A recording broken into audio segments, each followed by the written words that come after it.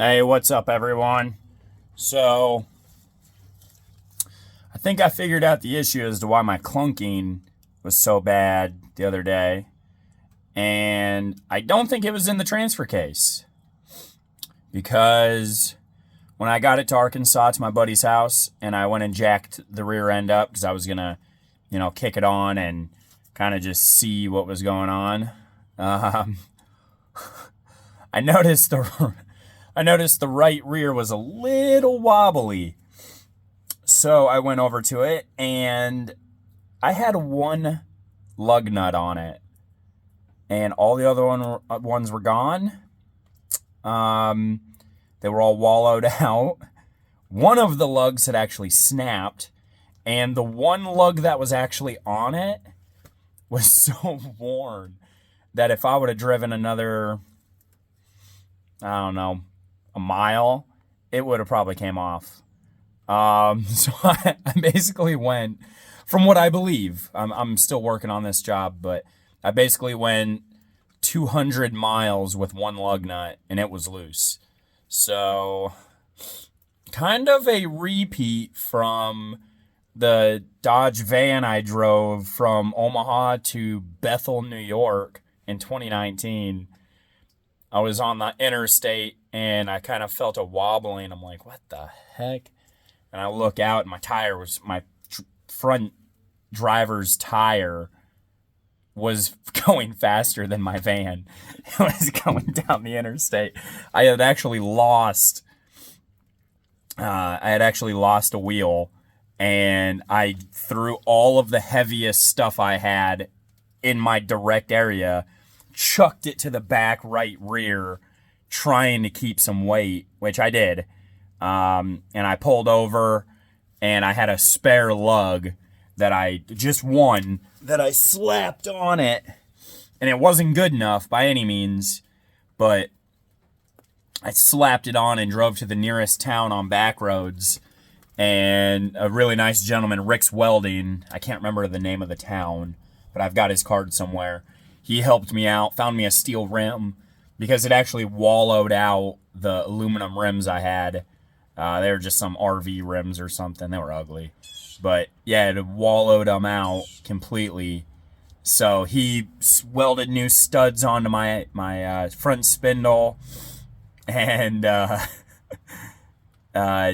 me a steel rim, and we swapped out the rim or the tire from the wallowed out rim to the steel rim. And I drove another 1,600 miles to Bethel, New York with it. So I kind of lucked out, but I don't know. I'm 2 for 2, which is pretty cool. So today what I'm doing is yesterday I went and got studs for my new for the axle. I got the studs in last night, and it has been downpouring. It downpoured all day yesterday. So what I'm doing here is I've got the axle in, and I am adjusting the axle for lash. Well, 8 3/4 require 8 thousandths to like 16 thousandths of play. Unfortunately, I'm gonna have to eyeball it because I don't have a gauge or a caliper to do this. So after watching some videos and just kind of watching and listening, I understand all rear differentials are different, just in general.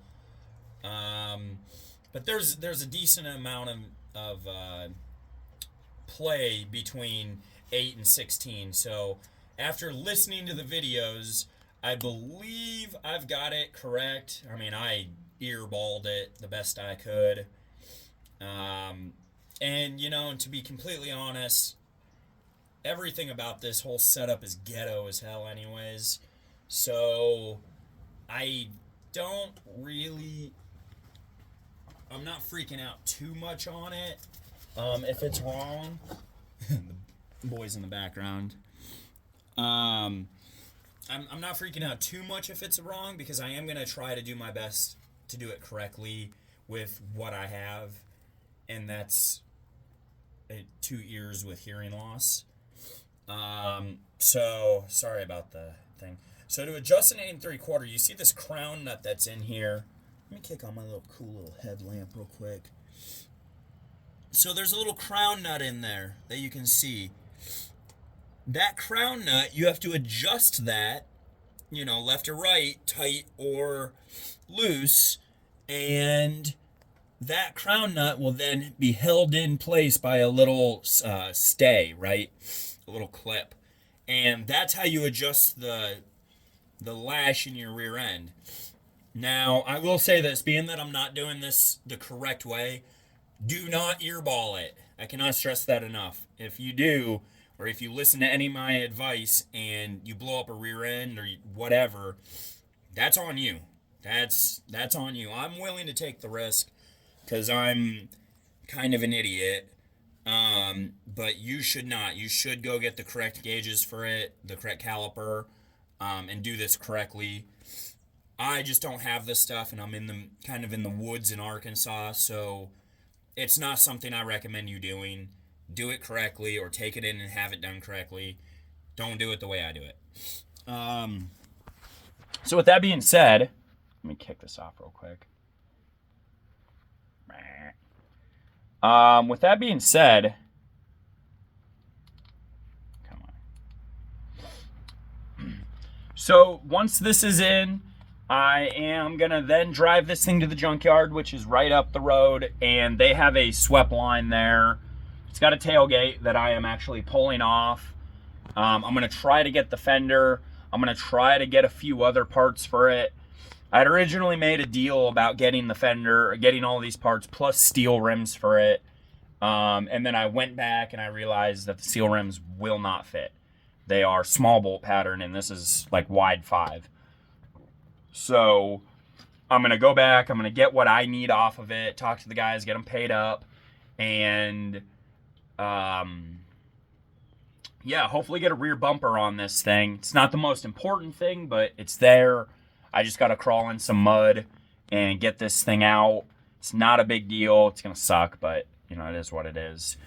And once I get it out, I should be back on the road to Nebraska, because there I will spend about 2 days sealing the crap out of this thing, because it rained last night and there were a lot of leaks.